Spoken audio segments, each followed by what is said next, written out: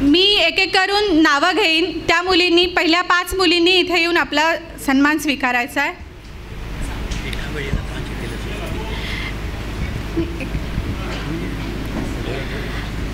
कुमारी शुभ्रा संदीप गोंधळी आणि तिची आई.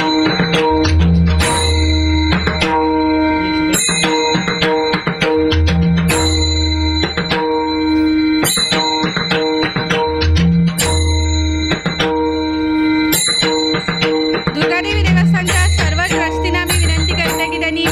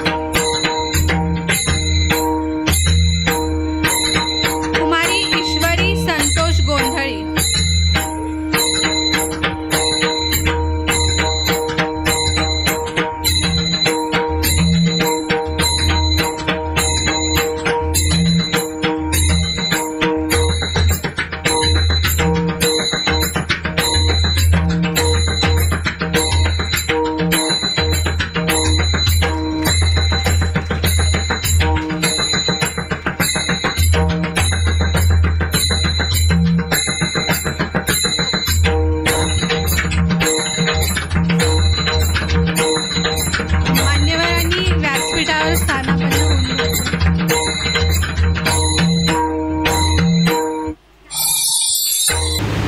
येऊन दुर्गादेवी देवस्थानचे अध्यक्ष श्री किरणजी खरे यांना विनंती करते की त्यांनी आम्हाला मार्गदर्शन करावे।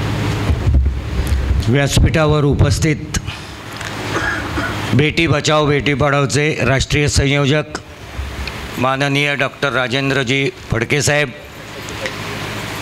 त्याचबरोबर रत्नागिरी जिल्ह्यामध्ये एक सडेतोड नेतृत्व म्हणून ज्याचं नाव घेतलं जातं ते आमच्या नीलमताई गोंधळी, पडवे, तवसालच्या सरपंच प्रियांकाताई आणि आमच्याच गावची माहेरवाशीण धनश्री मांजरेकर, त्याचबरोबर बारगोडे मॅडम, त्याचबरोबर व्यासपीठावर उपस्थित असलेले आमचे कायमचे स्नेही आणि आम्हास प्रत्येक अडचणीच्या ठिकाणी मार्गदर्शन करणारे अरुणजी रहाटे, त्याचबरोबर ह्या माझ्या भागाचं प्रतिनिधित्व करून हा भाग सुजलाम सुफलाम आणि समृद्ध कसा होईल याच्यासाठी प्रत्येक क्षणाला काम करणारे आमचे सर्वांचे लाडके समीरजी घाणेकर, त्याचबरोबर आज स्त्रियांनी कसं असायला पाहिजे आणि कसं नसायला पाहिजे हे मार्मिक सांगणाऱ्या आमच्या डॉक्टर विनीताताई, माझ्यासमोर बसलेले आपण सगळ्या माय भगिनी बंधूंनो, पत्रकार मित्रांनो, आज दुर्गादेवी देवस्थान गेली 6 वर्ष बेटी बचाओ बेटी पढाओ हा कार्यक्रम राबवत आहे. हा कार्यक्रम राबवत असताना एक वेगळा विचार घेऊन, एक वेगळी संकल्पना घेऊन हा कार्यक्रम राबवला जातो आहे. याचं खरं कारण असं आहे की आम्ही सर्वजण, सर्व ट्रस्टी आज जे काम करतो आहे ते ह्या जगन्मातेच्या, ह्या आई जगदंबेच्या प्रांगणात करतो आहे. आम्ही सेवा कुणाची करतो आहे? आम्ही सेवा एका स्त्रीची करतो आहे. त्याच्यामुळे तोच सेवेचा वसा घेऊन आम्ही तुमच्यापर्यंत पोचतो. याचा अर्थच आहे की आम्ही तुमच्या प्रत्येकामध्ये आई जगदंबा बघतो आहे. आणि ह्याचं एकच कारण आहे की आपण आपल्या पोटी ज्या मुली जन्माला घातल्या आहेत ह्या आमच्या सगळ्या दुर्गा आहेत. आणि ह्या दुर्गा हे राष्ट्र, हे जग, हा महाराष्ट्र सुजलाम सुफलाम करण्यासाठी ससज्ज होतील, याचसाठी दुर्गादेवी देवस्थानने बेटी बचाओ बेटी पढाओ हा कार्यक्रम करतो आहे. यापूर्वी आपण या देवस्थानच्या वतीनं या तालुक्यामध्ये जे माजी सैनिक आहेत, एकदा सैनिक रिटायर झाला की लोक विसरून जातात. अरे पण तो जेव्हा सरहद्दीवर उभा असतो म्हणून आम्ही घरात शांत झोपतो. माता भगिनीनो, विचार करा की ज्या स्त्रीचा पती सीमेवर उभा आहे तिच्या भावना काय असतील. आणि तो जेव्हा रिटायर होऊन येतो त्यावेळेस त्या गावात त्याला आपण किती मान देतो.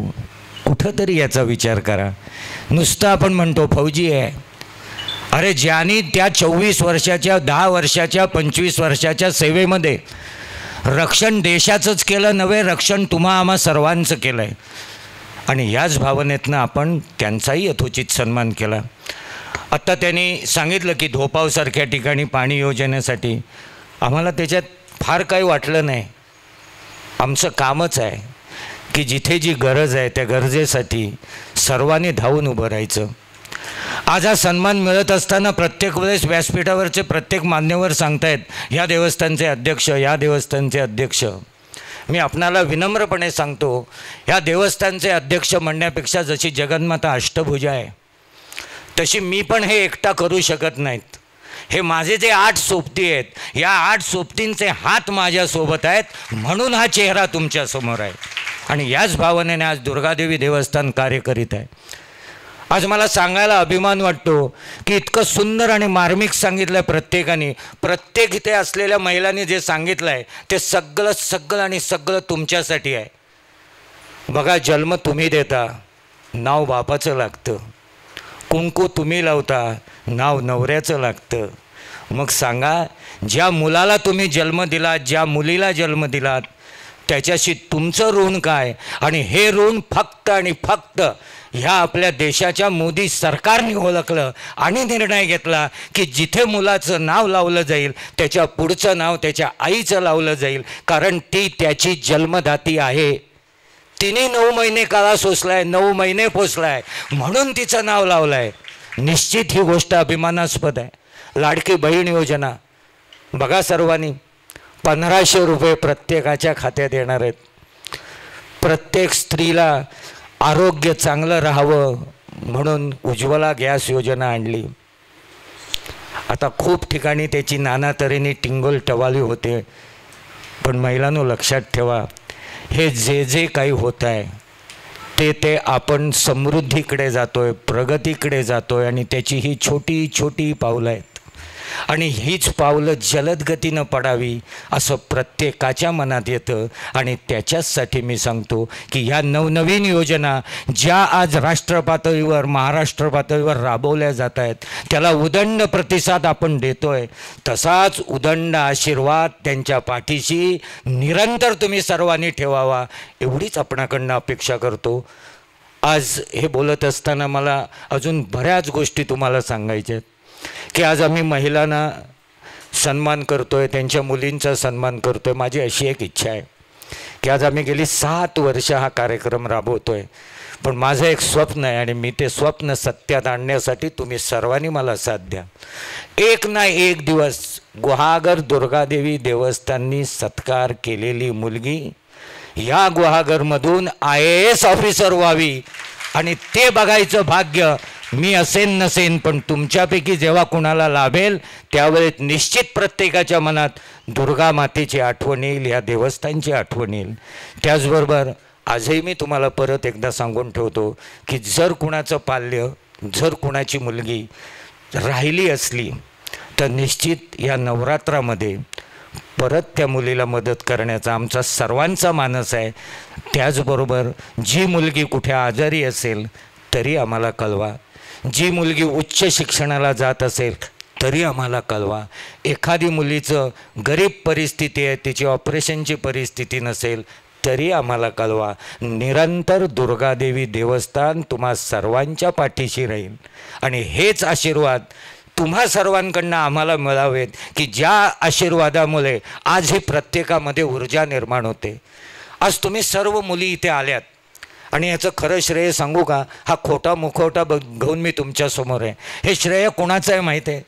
ह्या मुलींना जे गुरुजी शिकवतात, की जे ज्ञानार्जन करतायत, त्यांचं हे श्रेय आहे.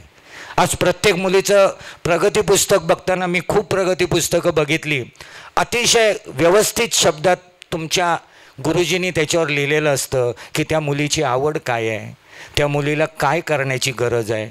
बघा किती फार मोठं काम.